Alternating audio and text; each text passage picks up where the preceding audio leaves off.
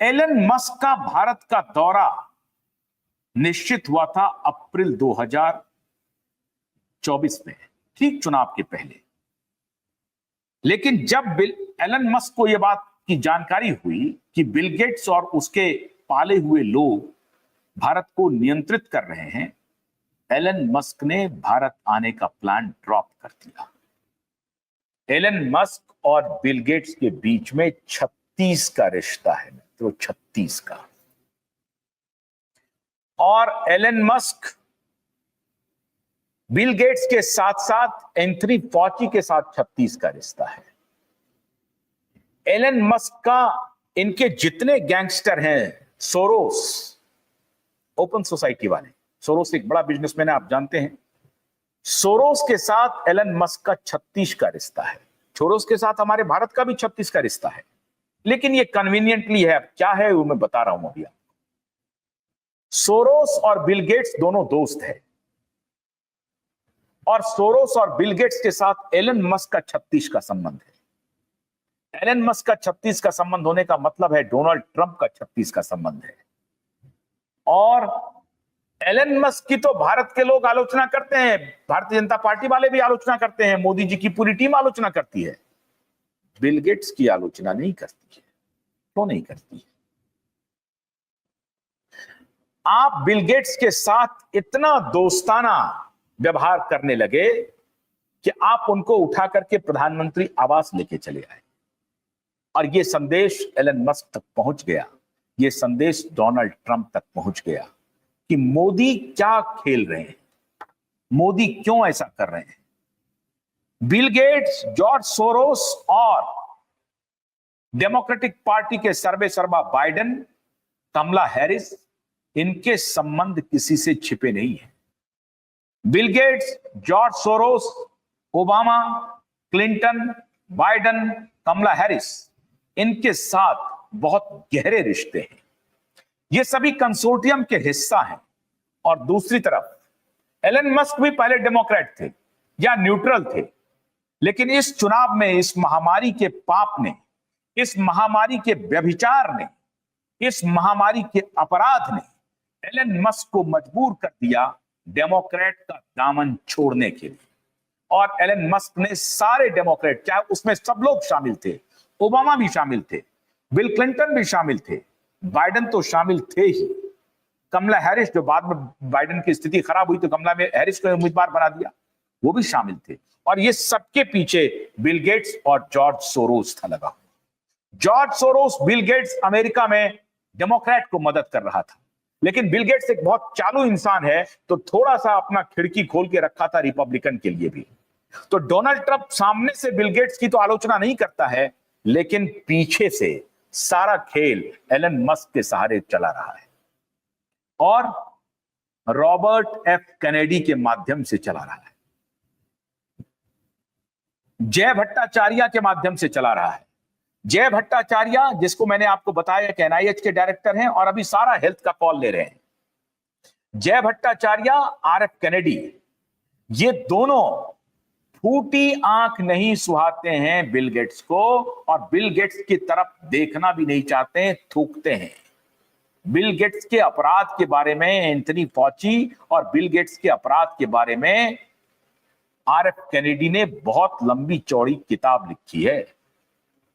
और उस बिल, जो आरएफ कैनेडी अभी आंख कान नाक बने हुए हैं डोनाल्ड ट्रंप का, वो आरएफ कैनेडी किताब लिख रहे हैं इस बिल गेट्स के ऊपर, बिल गेट्स, फार्मा और एंथनी फॉची के कोलैबोरेशन के ऊपर किताब लिख रहे हैं कि कैसे पूरी दुनिया में जो वैक्सीन लॉबी है, जो फार्मा लॉबी है, अपने बाजार को बढ़ाने के लिए, महामारी के लिए क्या क्या कर रहे हैं, इसकी किताब लिख रहे हैं, इसका पूरा सबूत दे रहे हैं आरएफ कैनेडी। लेकिन हमारे प्रधानमंत्री अनजान है आरएफ कैनेडी से, उनको पता ही नहीं चल रहा है कि अमेरिका में क्या हो रहा है। तो क्यों नहीं पता चल रहा है? किसने पता नहीं चलने दिया? जो लोग अपने आप को best of the best brain कह रहे हैं, डिप्लोमैट्स हैं, बड़े बड़े डिप्लोमैट्स हैं, उनको यह बात समझ में नहीं आ रही है कि आरएफ कैनेडी जो जान का दुश्मन बना हुआ है बिल गेट्स के साथ, जो ट्रंप को एडवाइस कर रहा है, ट्रंप अपना ऑफिस संभालते हैं और जो पहला एग्जीक्यूटिव ऑर्डर देते हैं वो एग्जीक्यूटिव ऑर्डर होता है WHO से बाहर आने का। पहला दूसरा मतलब उस दिन जितने एग्जीक्यूटिव ऑर्डर्स हुए हैं, पहले ही दिन, पहला हो या दूसरा हो, लेकिन पहले ही दिन जिस दिन ऑफिस रिज्यूम करते हैं डोनाल्ड ट्रंप, उसी दिन WHO से बाहर आने का मसौदा साइन करते हैं। हमारे प्रधानमंत्री अनजान है, हमारा विदेश मंत्रालय अनजान है, हमारी खुफिया विभाग अनजान है कि ऐसा क्यों हो रहा है, पूरी तरह से अनजान। बिल गेट्स के बारे में वहां इंक्वायरी चल रही है।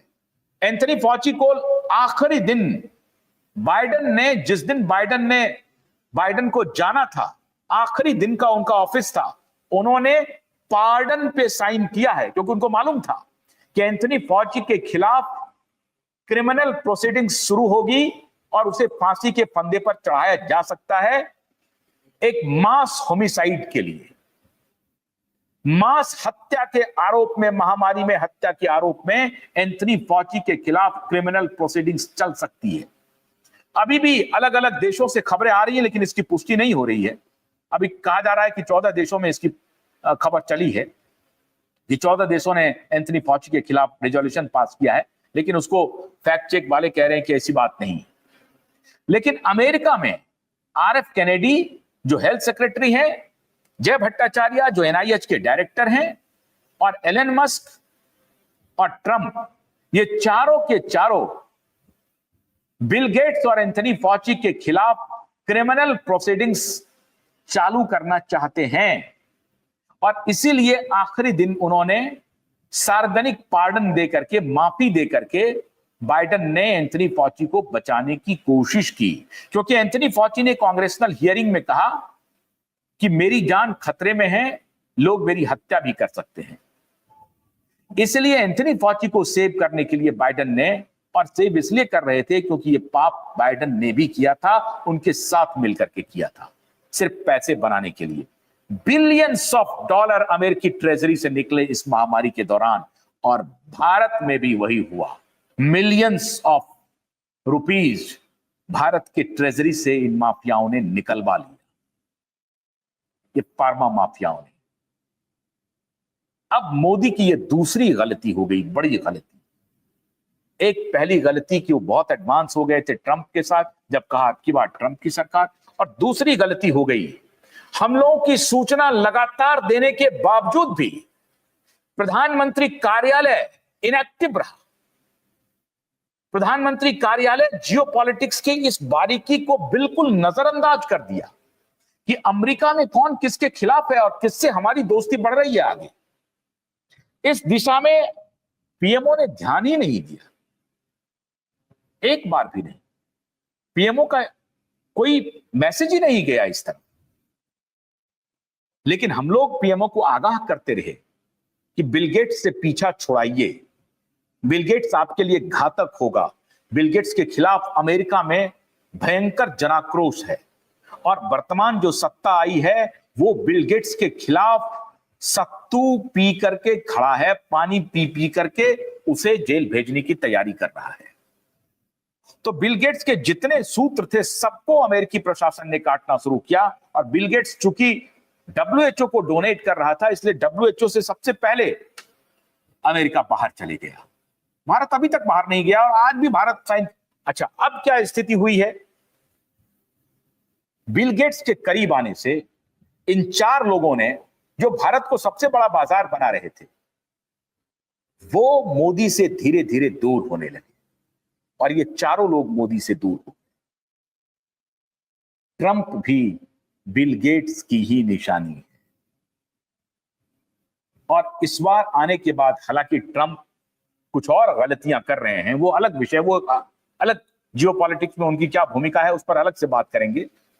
आप ट्रंप पर बहुत ट्रस्ट नहीं कर सकते हैं, लेकिन आप तो ट्रस्ट किए थे।